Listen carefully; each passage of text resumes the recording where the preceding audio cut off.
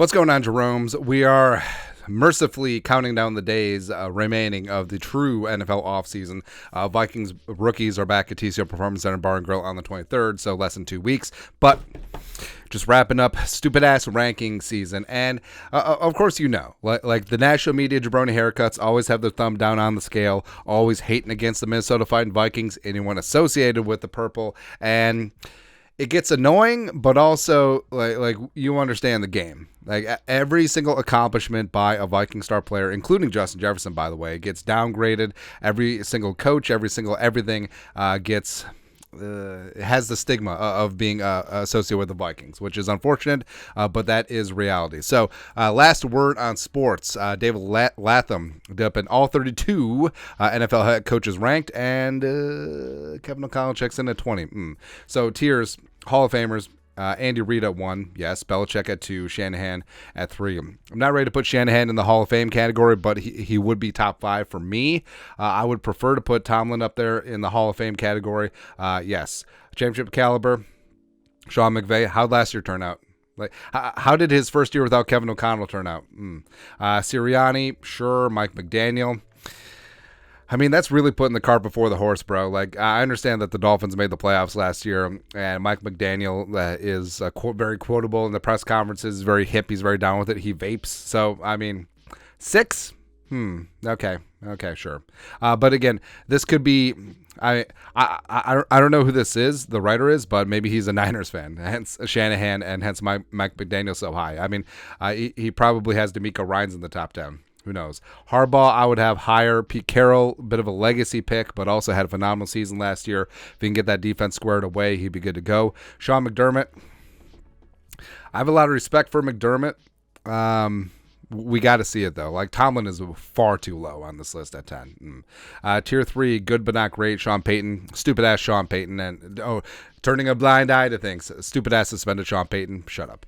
Way too high. Doug Peterson, I mean, Doug did some great things with the Jaguars last year, won a playoff game, made a run towards the end, made the playoffs. It's fantastic. Daboll is absolutely way too high. So I understand Daboll's an awesome dude, and I understand the New York media bias and everything, but, I mean, all right, so they talk about him getting credit for Josh Allen. How come Kevin O'Connell, as the offensive coordinator of the 2021 Rams, how come he doesn't get credit for winning a Super Bowl with Matthew Stafford, who had never won a playoff game before?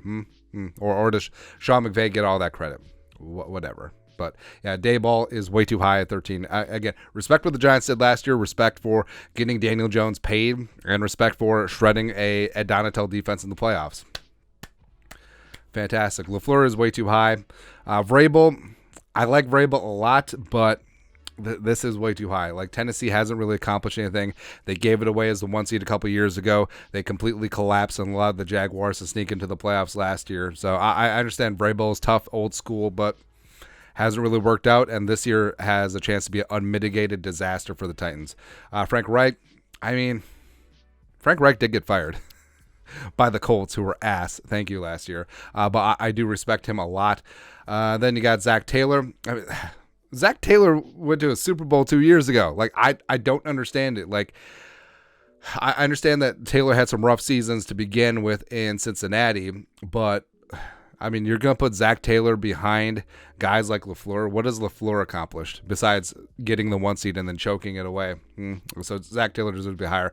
Dan Campbell, I get that he's the player's coach, but remember, the Lions, even though they made a charge last year, they started out 1-6, and they weren't very good the year before. So I don't know. Rob Salah, our guy's got a great defense with the Jets. If they can get something going with the offense, sure. And then Kevin O'Connell in at 20, which is just so damn disrespectful. So, again, going through the first-year head coaches from last year, and you do have Daboll up at 13.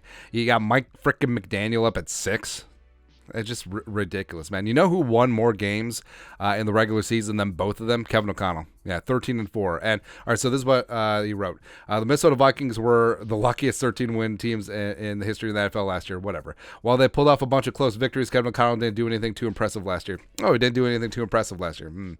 Maybe he can get better with another year of experience, but right now, this is where he belongs. So, Here's the thing. So the 2020 and 2021 Vikings, who went 7-9 and 8-9 respectively, they lost all those close games, or a significant portion. And the Vikings, in 2022 under Kevin O'Connell's leadership, they won a significant portion of those close games. So are you saying that the 2020 and 2021 Vikings were just unlucky? Was Mike Zimmer unlucky as a head coach, or was the message lost with Zimmer? Was the offense not clicking? Was the defense getting old and aged and caught up with by other offenses in the league?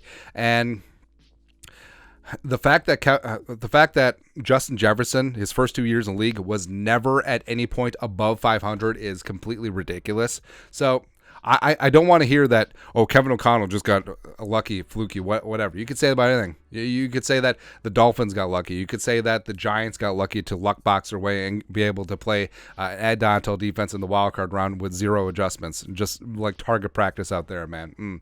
Okay, sure, we can do that. But the fact that Kevin O'Connell is so downgraded and just his accomplishments in his year one just spit on, it's just ridiculous. I mean, at a certain point, like, you're not surprised, but I mean, where would I put Kevin O'Connell? Probably on the outside of the top 10, and obviously that increases after another phenomenal year, but have him being at the bottom of tier 3, good, not great, just above coaching purgatory, that's just so friggin' stupid.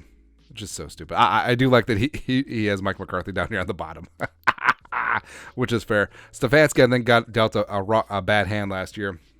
I think with a full offseason with Deshaun, he'll be good to go. Arthur Smith, I mean, if Desmond Ridder is the guy, we'll see what happens there. Riverboat Ron, yeah.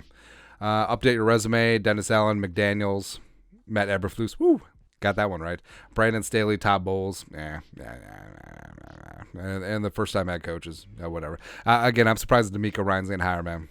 But, yeah, Kevin O'Connell at 20, just on the verge of coaching purgatory, that is so just asinine and just so... You're either stupid or a liar. That's basically what it is. If you're saying that Kevin O'Connell, there's 19 head coaches better than him in the National Football League, if you're putting him at the bottom of tier 3, good, not great, and just above purgatory, nah. But it's okay. It's okay.